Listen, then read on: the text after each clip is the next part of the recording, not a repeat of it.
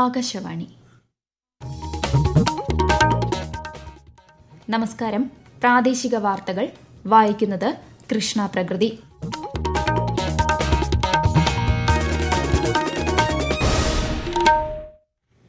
പ്രധാന വാർത്തകൾ. സിനിമാ മേഖലയിൽ ചൂഷണം ചെയ്യപ്പെടുന്നവർക്കൊപ്പമാണ് സംസ്ഥാന സർക്കാരെന്നും പരാതി ലഭിച്ചാൽ ഉചിതമായ നടപടി സ്വീകരിക്കുമെന്നും മുഖ്യമന്ത്രി പിണറായി വിജയൻ. ഹേമ കമ്മിറ്റി റിപ്പോർട്ട് പുറത്തുവിടാൻ വൈകിയതിൽ സർക്കാരിനെ വിമർശിച്ച് പ്രതിപക്ഷ പാർട്ടികൾ. റിപ്പോർട്ട് പുറത്തുവരുന്നതിൽ സർക്കാരിന് എതിർപ്പുണ്ടായിരുന്നില്ലെന്ന് മുഖ്യമന്ത്രി.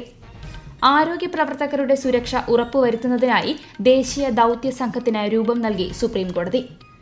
ഉന്നത തസ്തികകളിലെ ലാറ്ററൽ എൻട്രി വിജ്ഞാപനം പിൻവലിക്കാൻ UPSCക്ക് നിർദ്ദേശം നൽകി കേന്ദ്ര സർക്കാർ. 170ാമത് ശ്രീനാരായണ ഗുരു ജയന്തിയോടനുബന്ധിച്ച് നാടെങ്ങും വിപുലമായ ആഘോഷ പരിപാടികൾ. ഗുരുദേവ ദർശനങ്ങൾ ഉൾക്കൊണ്ട് മുന്നോട്ടു പോകേണ്ട കാലഘട്ടമാണിതെന്ന് കേന്ദ്ര സഹമന്ത്രി സുരേഷ് ഗോപി.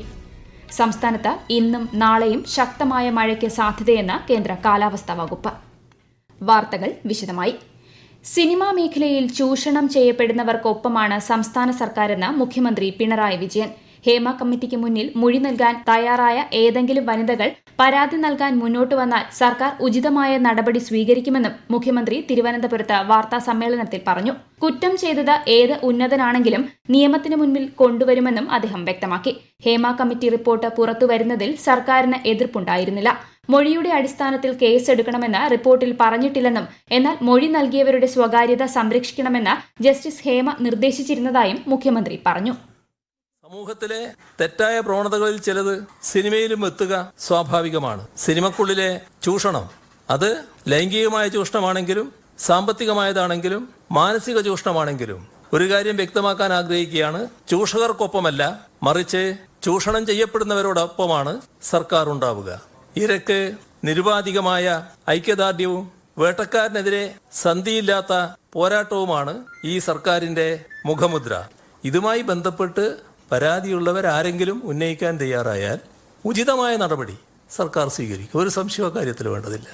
സിനിമക്കുള്ളിലെ അനഭിലഷണീയമായ പ്രവണതകളെ ചോദ്യം ചെയ്യാനും എടുക്കുന്ന ജോലിക്ക് മാന്യമായ വേതനം ഉറപ്പുവരുത്താനും സിനിമയിലെ സംഘടനകൾ മുൻകൈയെടുക്കണം. രാജ്യത്ത് തന്നെ ആദ്യമായാണ് ഇത്തരമൊരു സമിതിക്ക് സംസ്ഥാന സർക്കാർ രൂപം നൽകുന്നത്. സിനിമ സീരിയൽ രംഗത്തെ ചൂഷണം തടയാൻ ട്രൈബ്യൂണൽ രൂപീകരിക്കണമെന്ന റിപ്പോർട്ടിലെ നിർദ്ദേശം ഗൌരവമായി തന്നെ പരിഗണിക്കുമെന്നും മുഖ്യമന്ത്രി പറഞ്ഞു. ഹേമ കമ്മിറ്റി റിപ്പോർട്ട് ആദരിക്കപ്പെടേണ്ടതാണെന്നും സർക്കാരിനെ വിമർശിക്കാനാവില്ലെന്നും കേന്ദ്ര സഹമന്ത്രി സുരേഷ് ഗോപി. തുടർ നടപടി സർക്കാർ പരിശോധിച്ച് കൈക്കൊള്ളുമെന്നും ചർച്ചയ്ക്ക് സർക്കാർ ക്ഷണിച്ചാൽ പങ്കെടുക്കുമെന്നും അദ്ദേഹം ആലപ്പുഴയിൽ പറഞ്ഞു. എന്നാൽ ഹേമ കമ്മിറ്റി റിപ്പോർട്ട് സർക്കാർ പുറത്തുവിടാതിരുന്നത് കുറ്റക്കാരെ സംരക്ഷിക്കാനാണെന്ന് പ്രതിപക്ഷ നേതാവ് VD സതീശൻ കുറ്റപ്പെടുത്തി. നടന്നത് ക്രിമിനൽ കുറ്റമാണെന്നും എത്രയും വേഗം കേസെടുത്ത് അന്വേഷണം നടത്തുകയാണ് വേണ്ടതെന്നും അദ്ദേഹം പറഞ്ഞു. ഹേമ കമ്മിറ്റി റിപ്പോർട്ട് പുറത്തുവിടാതിരുന്നതിൽ സംസ്ഥാന സർക്കാർ ജനങ്ങളോട് മാപ്പു പറയണമെന്ന് BJP സംസ്ഥാന അധ്യക്ഷൻ K സുരേന്ദ്രൻ പ്രതികരിച്ചു. അടിയന്തര നടപടി സ്വീകരിക്കാൻ സർക്കാർ തയ്യാറാവണമെന്നും അദ്ദേഹം ആവശ്യപ്പെട്ടു. വയനാട്ടിൽ ജീവിതോപാധി നഷ്ടപ്പെട്ട് അതിജീവനത്തിനായി പൊരുതുന്ന ഹതഭാഗ്യരെ ജീവിതത്തിലേക്ക് തിരികെ കൊണ്ടുവരാൻ ബാങ്കുകളുടെ പിന്തുണ അനിവാര്യമാണെന്ന് മുഖ്യമന്ത്രി പിണറായി വിജയൻ. ദുരന്തബാധിതരുടെ വായ്പകൾ എഴുതിത്തള്ളണമെന്ന നിർദ്ദേശം ഇന്നലെ നടന്ന സ്റ്റേറ്റ് ലെവൽ ബാങ്കേഴ്സ് സമിതി യോഗത്തിൽ വെച്ചതായും അദ്ദേഹം പറഞ്ഞു. പെട്ടെന്നുള്ള ആശ്വാസത്തിനായി സെക്യൂരിറ്റി ഇല്ലാത്ത 25,000 രൂപ വരെയുള്ള ലോണുകൾ നൽകാനും യോഗത്തിൽ തീരുമാനമായിട്ടുണ്ട്. 30 മാസമായിരിക്കും ഈ ലോണിന്റെ തിരിച്ചടവ് സമയം. ദുരന്ത മേഖലയിലുള്ള എല്ലാ റിക്കവറി നടപടികളും തൽക്കാലം നിർത്തിവെക്കാനും യോഗത്തിൽ തീരുമാനമായതായി അദ്ദേഹം പറഞ്ഞു. ആരോഗ്യ പ്രവർത്തകരുടെ സുരക്ഷ ഉറപ്പുവരുത്തുന്നതിനായി ദേശീയ ദൌത്യ സംഘത്തിന് രൂപം നൽകി സുപ്രീംകോടതി.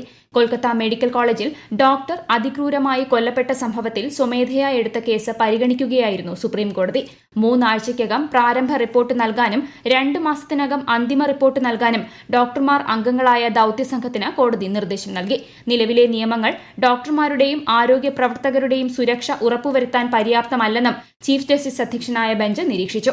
അതേസമയം സംസ്ഥാനത്തെ മെഡിക്കൽ കോളേജുകളിൽ ജീവനക്കാരുടെ സുരക്ഷിതത്വം ഉറപ്പാക്കാൻ സ്പേസ് ഓഡിറ്റ് നടത്താൻ ആരോഗ്യമന്ത്രി വീണ ജോർജ് മെഡിക്കൽ വിദ്യാഭ്യാസ വകുപ്പ് ഡയറക്ടർക്ക് നിർദ്ദേശം നൽകി. ഡ്യൂട്ടി റൂം, പരിശോധനാ മുറി, റെസ്റ്റ് റൂം തുടങ്ങിയവ ഉൾപ്പെടെയുള്ള സ്ഥലങ്ങൾ പരിശോധിച്ച് സുരക്ഷിതത്വം ഉറപ്പാക്കണമെന്നും നിർദ്ദേശത്തിൽ പറയുന്നു.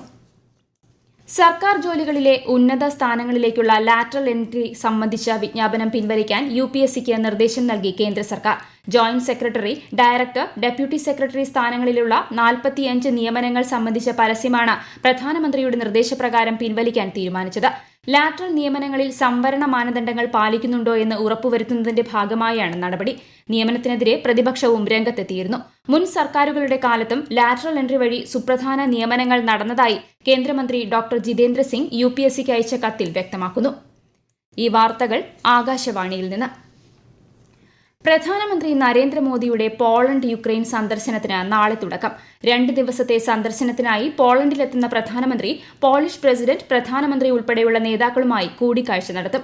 പോളണ്ടിലെ ഇന്ത്യൻ സമൂഹവുമായും വ്യവസായികളുമായും അദ്ദേഹം സംവദിക്കും.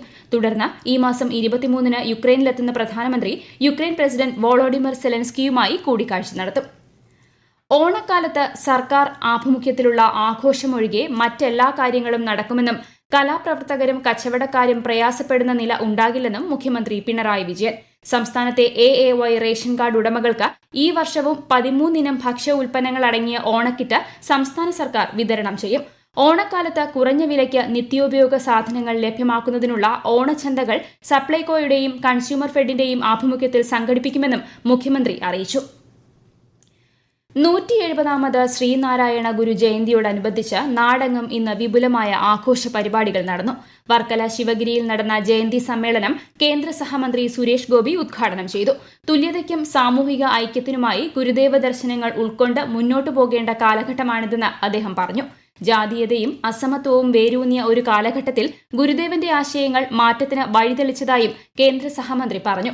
ചെമ്പഴന്തി ശ്രീനാരായണ ഗുരുകുലത്തിൽ ഇന്ന് നടക്കുന്ന ജയന്തി സമ്മേളനം മുഖ്യമന്ത്രി പിണറായി വിജയൻ ഉദ്ഘാടനം ചെയ്യും. റേഷൻ ഭക്ഷ്യധാന്യത്തിന്റെ വാതിൽപ്പടി വിതരണത്തിനായി സിവിൽ സപ്ലൈസ് കോർപ്പറേഷന് 50 കോടി രൂപ അനുവദിച്ചതായി ധനമന്ത്രി KN ബാലഗോപാൽ. അധിക സംസ്ഥാന വിഹിതമായാണ് തുക ലഭ്യമാക്കുകയെന്നും മന്ത്രി പറഞ്ഞു. ആകാശവാണി തിരുവനന്തപുരം നിലയത്തിന്റെ 75ാം വാർഷികത്തോടനുബന്ധിച്ച് പോഷകാഹാര അവബോധ സെമിനാർ വെള്ളനാട് ബ്ലോക്ക് പഞ്ചായത്ത് ഹാളിൽ മറ്റന്നാൾ സംഘടിപ്പിക്കും. ICDSന്റെ സഹകരണത്തോടെ സംഘടിപ്പിക്കുന്ന സെമിനാർ പ്രശസ്ത എഴുത്തുകാരി റോസ്മേരി ഉദ്ഘാടനം ചെയ്യും. Kozhikode Akashvani listeners and artist association സംഗമം ഗുജറാത്തി സ്ട്രീറ്റിലെ ഗുദാം ആർട്ട് ഗാലറിയിൽ നടന്നു. ആകാശവാണി മുൻ സീനിയർ അനൗൺസർ R കനകാംബരൻ ഉദ്ഘാടനം ചെയ്ത പരിപാടിയുടെ ഭാഗമായി വിവിധ കാലഘട്ടങ്ങളിലുള്ള അത്യപൂർവ റേഡിയോകളുടെ പ്രദർശനവും നടന്നു. കൂടുതൽ വിവരങ്ങളുമായി ആകാശവാണി കോഴിക്കോട് ജില്ലാ പ്രതിനിധി നസീർ ബാബു. ആകാശവാണി കോഴിക്കോട് നിലയത്തിൽ പ്രവർത്തിക്കുന്ന കലാകാരന്മാരുടെയും സാംസ്കാരിക പ്രവർത്തകരുടെയും കൂട്ടായ്മയായ Kozhikode Akashvani listeners and artist association Gujarati സ്ട്രീറ്റിലെ ഗുദാം ആർട്ട് ഗാലറിയിൽ വെച്ചാണ് വിവിധ പരിപാടികൾ സംഘടിപ്പിച്ചത്. രാവിലെ വിവിധ കാലഘട്ടങ്ങളിലെ റേഡിയോയുടെ പ്രദർശനവും നടന്നു. വൈവിധ്യമാർന്ന മോഡലുകളുള്ള റേഡിയോ സെറ്റുകൾ പ്രദർശിപ്പിച്ചു.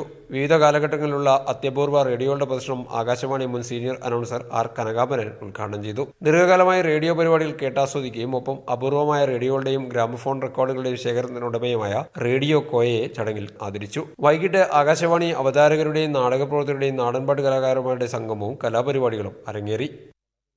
സംസ്ഥാനത്ത് ഇന്നും നാളെയും ഇടിമിന്നലോട് കൂടിയ ശക്തമായ മഴയ്ക്ക് സാധ്യതയെന്ന് കേന്ദ്ര കാലാവസ്ഥാ വകുപ്പ്. എറണാകുളം, ഇടുക്കി ജില്ലകളിൽ ഇന്ന് ഓറഞ്ച് ജാഗ്രത നൽകിയിട്ടുണ്ട്. 7 ജില്ലകളിൽ മഞ്ഞ ജാഗ്രതയാണ്. നാളെ പത്തനംതിട്ട, കോട്ടയം, ഇടുക്കി, മലപ്പുറം, കോഴിക്കോട്, വയനാട് ജില്ലകളിൽ ഓറഞ്ച് ജാഗ്രത നൽകി. കേരള, കർണാടക, ലക്ഷദ്വീപ് തീരങ്ങളിൽ മത്സ്യബന്ധനത്തിന് വിലക്കേർപ്പെടുത്തിയിട്ടുണ്ട്.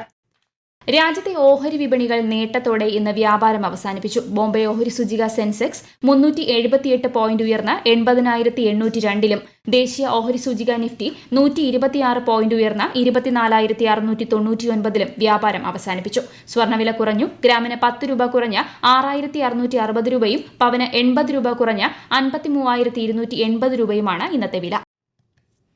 പ്രധാന വാർത്തകൾ വീണ്ടും. സിനിമാ മേഖലയിൽ ചൂഷണം ചെയ്യപ്പെടുന്നവർക്കൊപ്പമാണ് സംസ്ഥാന സർക്കാരെന്നും പരാതി ലഭിച്ചാൽ ഉചിതമായ നടപടി സ്വീകരിക്കുമെന്നും മുഖ്യമന്ത്രി പിണറായി വിജയൻ.